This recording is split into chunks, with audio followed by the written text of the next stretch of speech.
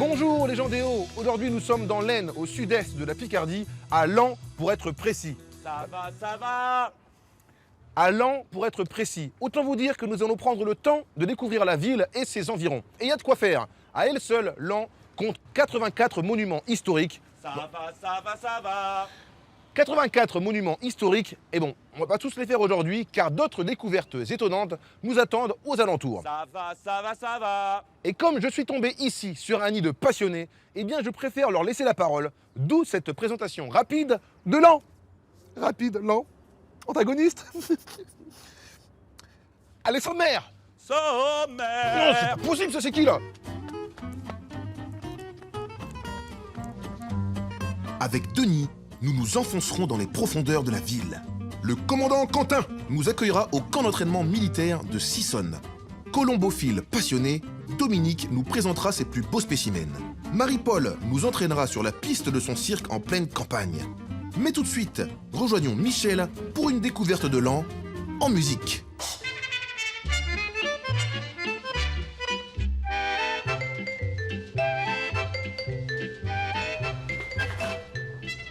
Vous avez pas vu un mec qui chante là? Avec un chapeau, tout ça. Un coup je dis oui, un coup je dis non. Non, non, non, non, ça dépend de mon humeur et du temps. Un coup je dis oui. Non, un coup je dis non. Hein? Non, non, non, non, ça dépend. C'est vous qui chantez comme ça pendant que je fais mes lancements? Bien sûr, monsieur. Bonjour. Bonjour.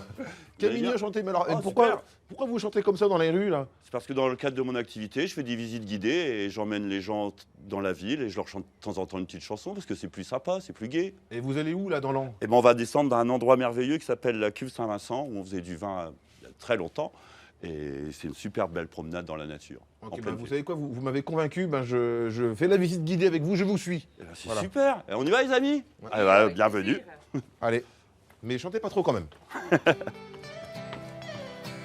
Alphonse Allais disait « Il faudrait mettre les villes à la campagne, l'air y est plus sain. » À Laon, on a fait l'inverse.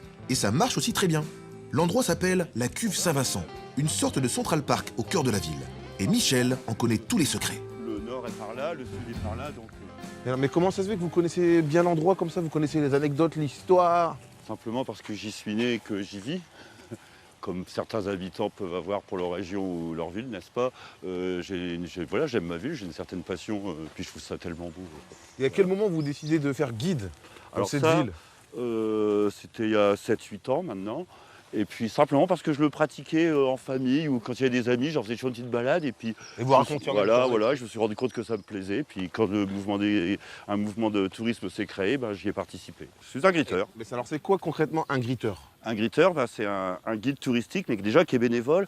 C'est un mouvement de tourisme mondial qui est né à New York et qui est bénévole. On est totalement bénévole. Voilà. Et puis on donne la sensation que nous, on a de notre ville, de notre campagne, de comment on ressent les choses. Voilà. C'est plus personnel qu'on va dire qu'encyclopédique. Voilà. Voilà. Donc là, on est dans quel endroit précisément, les Voilà. cuves? On est dans la Cuve Saint-Vincent, La qui, Cuve Saint-Vincent. qui a un siècle, c'était totalement différent. Tout ici était couvert de vignes. Et avant, à Laon, on faisait beaucoup de vin. Et au Moyen-Âge, le vin du Sacre des Rois de France était produit ici. Voilà, tout simplement. Ah, donc c'était à Laon qu'on On voit même produisait des vignes là-bas, tout. le vin des rois. Des rois de France, du sacre des Donc rois de France. c'était du grand vin. Oh, j'en suis moins sûr. D'ailleurs, je vais te chanter une petite chanson à la façon du Moyen-Âge. Amis buvons, mes chers amis buvons, mais n'y perdons jamais la raison. À force d'y boire, on perd la mémoire, on va titubant le soir à tâtons. Et l'on court les rues à saute-mouton. Donnez-moi sur l'heure, avant que je meure, de ce bon vin blanc qui brille dans mon verre. Ah, si je vais dedans... Ça veut rien... C'est dans les paroles, ça aussi? Non, ça c'est... Non mais bravo, bravo. Ouais, bravo. J'ai un petit truc de mémoire.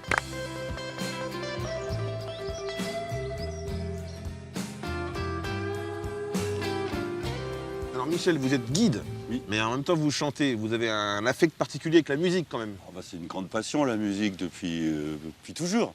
Voilà, je fais partie de groupes musicaux depuis très longtemps. J'ai toujours été dans le milieu de la musique, plus particulièrement du rock, mais j'aime toutes les musiques. J'aime beaucoup faire du son lors des concerts. C'est-à-dire que j'ai une petite sono, la table de mixage et tout ce qu'il faut qui va bien pour sonoriser un groupe. Vous travaillez où alors en tant que régisseur dans les théâtres, cafés-théâtres Les cafés, les petits festivals, les scènes genre fête de la musique et ainsi de suite. Voilà. Il y a toujours, on essaie de trouver du boulot.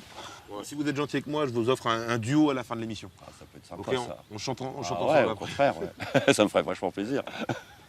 Alors quand les Gritters ont fait visiter Laon, mais bon Laon, 84 monuments, il y en a beaucoup, hein, Ah ouais. on va peut-être pas tous les citer. Racontez-moi un peu l'essentiel. Moi, il y a un endroit que j'adore, c'est la chapelle des Templiers, qui était un ordre très puissant, donc implanté à Laon. Puis il y a une frise avec des petites sculptures et des petits bonhommes joyeux. J'adore cet endroit parce que je trouve que les sculpteurs, ils ont dû bien s'éclater à l'époque en les faisant. Et, ça, il y a 9 siècles. Voilà. Il y a d'autres endroits, les portes, j'aime bien les portes. Alors les portes, c'était les entrées de ville. Il y en a une magnifique qui s'appelle la porte d'Ardon. Pas que quand Henri IV venait à Laon, il ne voulait passer que par la porte d'Ardon parce qu'il la trouvait trop belle. Voilà. Et une dernière qui s'appelle la porte de Soissons, qui est juste au-dessus, là derrière. Et là, c'est typiquement l'architecture militaire. Donc c'est l'entrée de ville protégée pour le rempart. D'un côté, elle est intacte, et de l'autre côté, elle est en ruine. Et ce qui est rigolo, c'est qu'on voit le même monument qu'une façade super belle, et puis de l'autre côté, que la ruine. Moi, j'aime bien la ruine, c'est un petit côté romantique. Voilà. Mais là, on ne s'arrêterait jamais de parler des monuments ou de la ville de Laon. Voilà, c'est une vraie passion. Alors, une passion pour les monuments, une passion pour la région, le patrimoine, mais aussi une passion pour la chanson. Ouais. Moi, je voudrais aller à une petite chanson, un petit morceau de Michel. Une petite chanson. Eh oh là là, bouteille sur bouteille, eh oh là là, bouteille à tour de bras, eh oh là là, tout joue, bouteille sur bouteille, eh oh là là, tout joue, le plaisir de l'amour.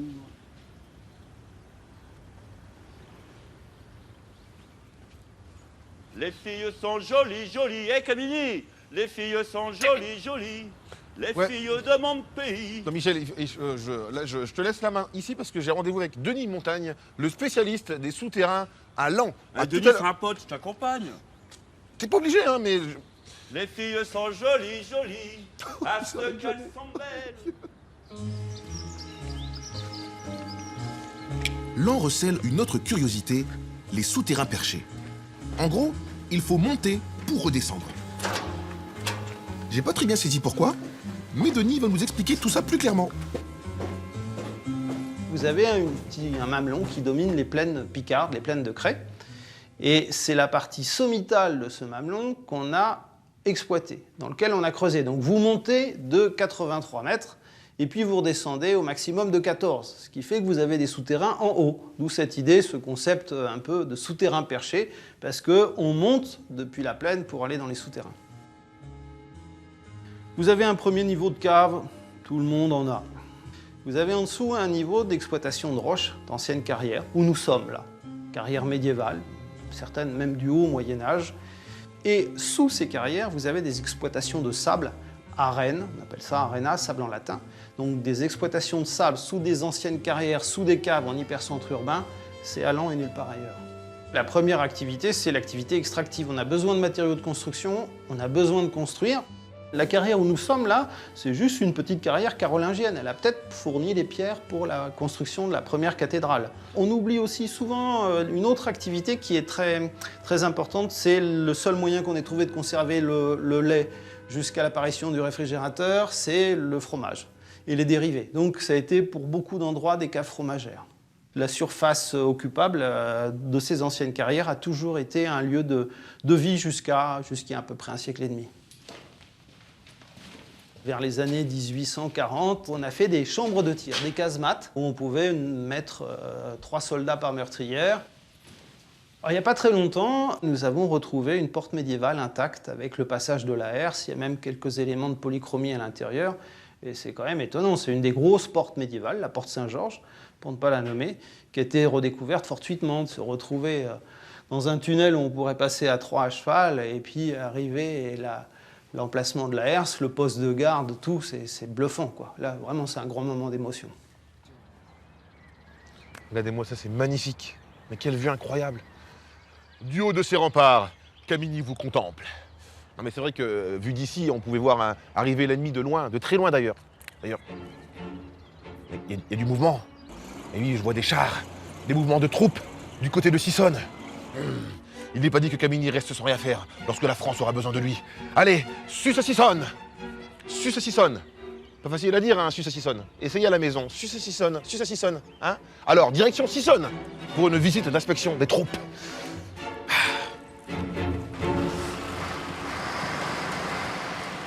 À Sissonne, près de Laon, l'armée française possède un terrain de 6000 hectares qui abrite une base d'entraînement bien particulière. Bonjour monsieur, Bonjour Rémi, ça va? ça va? C'est bon, je peux rentrer et tout? C'est bon. Ah bah écoute, merci. Allez.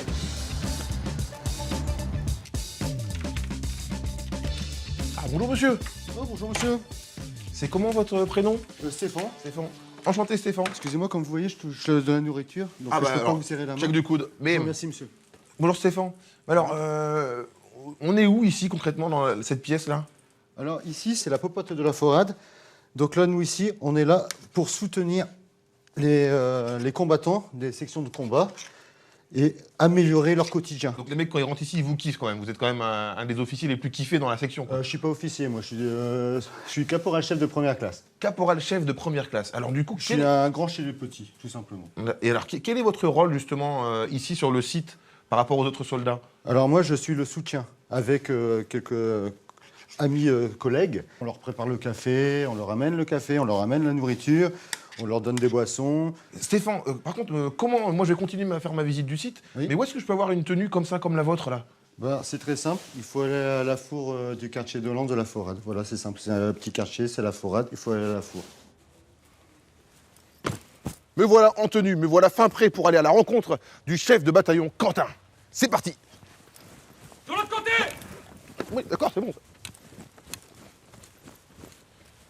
Enfin, le chef de bataillon Quentin, Bonsoir Camini. c'est ça? On dit quoi? On dit mon commandant? Oui, C'est exactement. Mon commandant. Mais déjà pour commencer, le Sanzub. Qu'est-ce que c'est le Sanzub?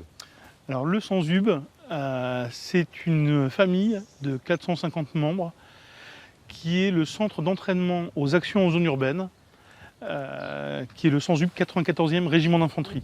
Et le centre a vocation à entraîner et évaluer les unités des forces terrestres dans toutes les actions qui sont liées à la zone urbaine.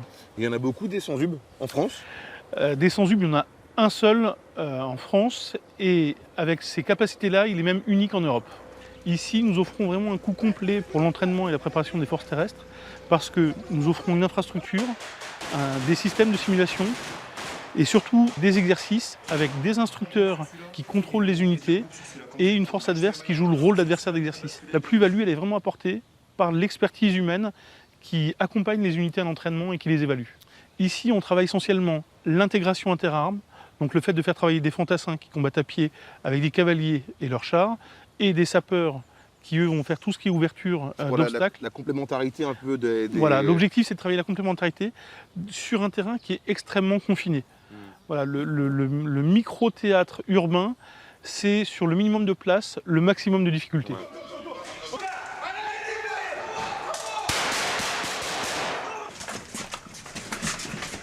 Ouais. Ok, j'ai l'escalier. Ok, bah écoutez, Quentin, bah, merci beaucoup pour toutes ces explications. Merci C'est moi, beaucoup. Camini. Bah, c'était un grand plaisir. Moi, je continue ma visite des locaux. Allez, Au revoir, au Camini. revoir Quentin. Camini, je crois que vous partez de l'autre côté. Merci Quentin.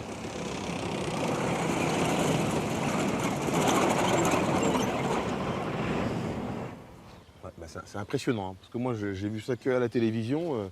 Mais alors Frédéric, quel est votre grade déjà? Je suis brigadier chef de première classe.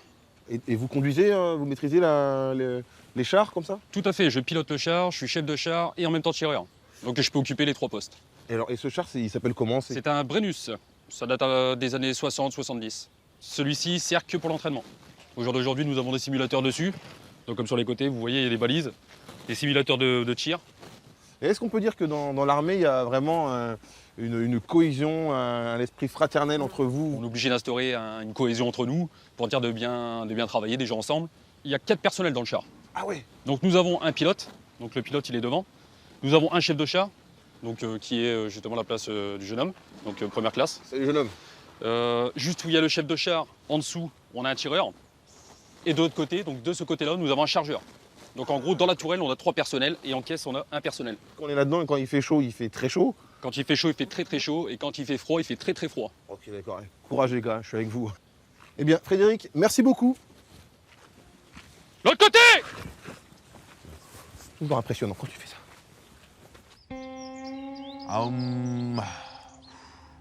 Ah, vous êtes là? Mais oui, après le camp militaire, un petit peu de zénitude, de paix, de sérénité, une envie de voyage, de liberté. Et pour ce faire, nous allons aller à Béni-Loisy, à la rencontre de Dominique, un colombophile, un passionné des pigeons voyageurs.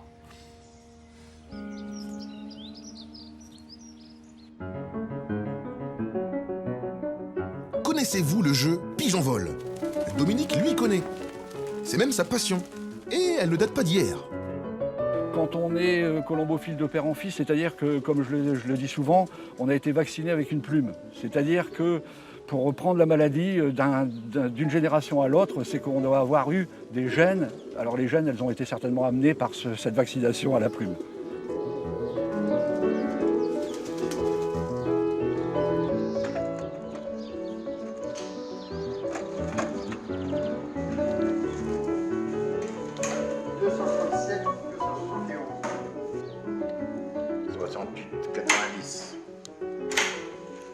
Qu'est-ce que la colombophilie? C'est l'art d'élever et de former des pigeons voyageurs. Un colombophile est un tout, c'est-à-dire que nous, on n'a pas besoin le matin de faire des étirements. Rien que le nettoyage du pigeonnier permet de faire les étirements. La salle pour porter des kilos, c'est pas la peine non plus, on a les sacs de grains. On reste avec une super pêche parce qu'il y a toujours cette motivation. Dans un colombophile, on retrouve toutes les phases d'un sportif de haut niveau, d'un préparateur de sportif de haut niveau, jusque même à calculer les vents ou regarder les vents avant de mettre nos pigeons au concours pour justement avoir des animaux qui soient compétitifs ce jour-là par rapport au vent. Allez, bon voyage! C'est Musclor, je l'appelle Musclor parce qu'il est très en ampleur, une ampleur importante au niveau de la cage thoracique et puis la forme des muscles. Regardez la grosseur des muscles qu'il a, vous voyez. Alors je l'appelle Musclor, mais bon, c'est un crack pigeon, quoi. C'est un pigeon qui vient tout le temps sur les grandes distances. Pour être compétitif, c'est entre 3 et 4 ans vraiment au top niveau. Après, jusque 7-8 ans, ça peut encore être un bon pigeon.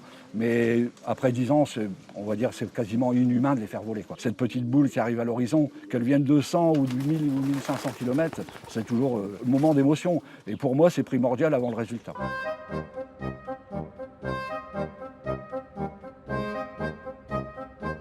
Michel, j'ai une question. Combien de temps on met à vol d'oiseau là pour aller à Parny-Filin? Une dizaine de minutes. 10 minutes comme ça à vol d'oiseau et tout? Bah, tu sais quoi, je vais y aller par la voie des airs. Comme ça, je vais éviter les bouchons. Mais tu peux le faire, j'en suis sûr. Mais oui, fais-moi confiance. T'es prêt? Ouais. Vous êtes prêts? C'est Allez, parti. vas-y. Eh non, malheureusement, je n'ai pas ce pouvoir. Bah non. Mais rendez-vous à Parny-Filin avec la compagnie Isis, un chapiteau de cirque en pleine campagne. Il n'y en a pas 50. Marie-Paul a choisi la campagne pour implanter les chapiteaux de la compagnie Isis. Camini Camini Oh, Camini Oui, c'est quoi ce cirque là? Ah, et Marie, Bonjour. Marie-Paul, bonjour. Et merci pour la nuit, hein, merci de m'avoir hébergé. Je suis venu à pied, vous m'avez gentiment accueilli chez vous. Mais le truc qui est bizarre, c'est que j'ai pas été réveillé par le cri des lions, des éléphants, tout ça. Camini, mais il n'y a pas d'animaux ici. Ah oui, c'est vrai, c'est un cirque, mais il n'y a pas d'animaux. Voilà. Bah ça, c'est intriguant. On va faire Allez, un viens tour voir. alors. Je vais te montrer. Allez, je vous suis. Vous venez de l'univers du cirque? Pas Vous du êtes tout. né dans le monde du cirque? Non, non, non, pas du tout. Moi, je viens de la campagne, fille d'agriculteur. Donc voilà, je suis tombée dans le cirque par mes enfants. Ah, c'est les enfants qui vous ont amené Voilà. au cirque. Oui, Et tout à fait. avant qui Avant, vous je amènent... faisais du théâtre. D'accord. Et j'habitais en Rhône-Alpes. Et puis on est venu ici. Et ma fille aînée, Magali, voulait faire du cirque. Il n'y avait rien. Et donc je l'ai aidée petit à petit à aller vers le cirque. On a fait des choses ensemble. Ils ont eu des ateliers cirque. Moi, je les mettais en scène. On allait jouer dans les villages. Donc on avait un peu d'argent. Donc on pouvait acheter du matériel. Donc on pouvait payer quelqu'un qui leur enseignait le cirque. Et après, ils ont fait des écoles professionnelles de cirque. Et tous les trois sont maintenant des circassiens. C'était mon rêve de petite fille. Je voulais être trapéziste, avoir un costume à paillettes et voler. Et j'ai eu de la chance parce que mes parents ils m'ont laissé le réaliser. Bah, on était déjà assez plutôt actifs, hein, grimper dans les arbres, sauter un peu partout. Et puis on a suivi, on a marché dans ses pas.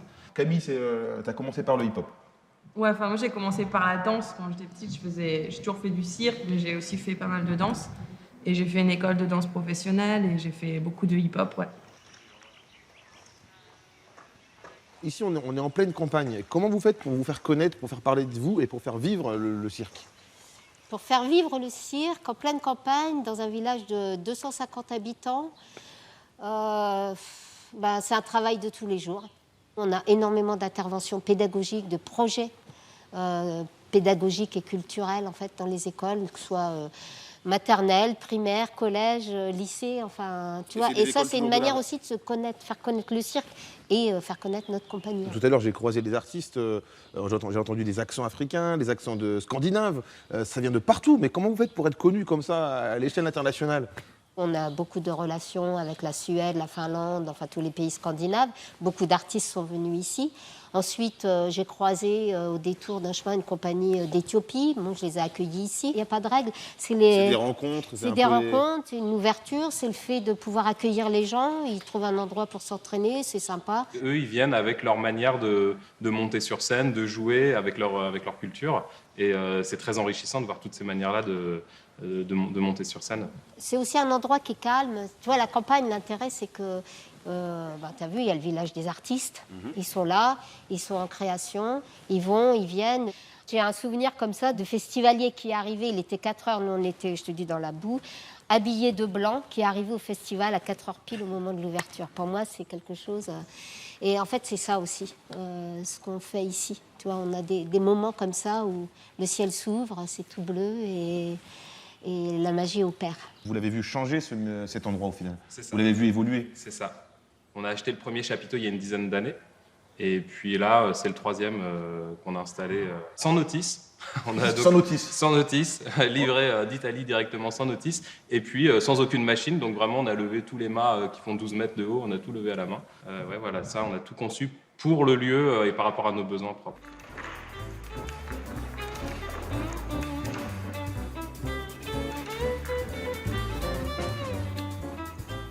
25 ans que vous travaillez, que vous vous occupez de ce cirque.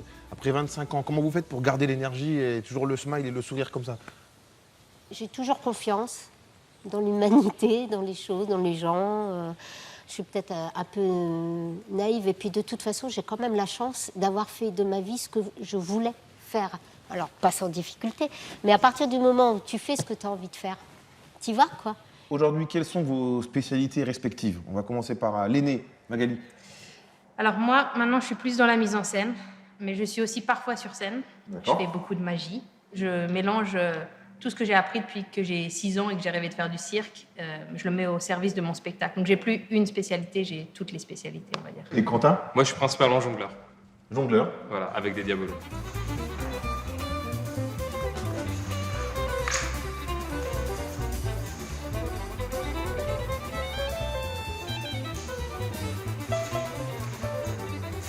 Il y a déjà quelques années maintenant, 5-6 ans, j'ai repris plus le cirque avec le tissu aérien.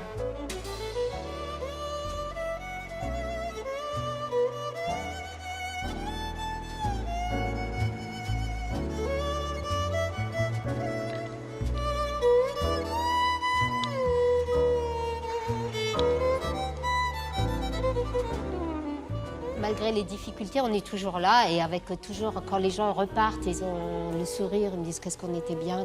Voilà, tout est gagné. Je vais pas partir comme ça, hein. Moi je vais quand même prendre un cours de, comment ça s'appelle déjà, tissu aérien. Un cours de tissu aérien. Voilà, je vais prendre un cours de tissu aérien, donc les gens des hauts, si jamais je ne m'en sors pas, j'étais vraiment ravi de présenter ce programme. J'espère qu'on a passé des bons moments ensemble et que ça va continuer. Allez, un petit cours de tissu aérien.